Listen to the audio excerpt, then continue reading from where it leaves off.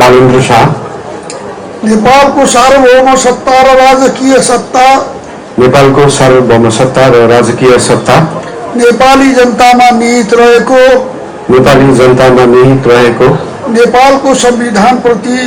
नेपालको संविधानप्रति पूर्ण वफादार रही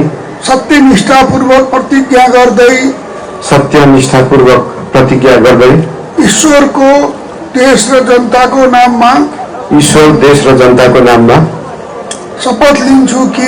शपथ लिन्छु कि प्रधानमन्त्री पदको जिम्मेवारी प्रचलित कानूनको पालना गरी मुलुक र जनताको भलो चिताई कसैको डर नमानी पक्षपात नगरी पूर्वाग्रह वा खराब भावना नलिई ईमानदारीका साथ गर्नेछु र आफ्नो कर्तव्य पालनको सिलसिलामा आफूलाई जानकारीमा आएको कुरा म पदमा बहाल रहँदा वा नरहँदा जुनसुकै अवस्थामा पनि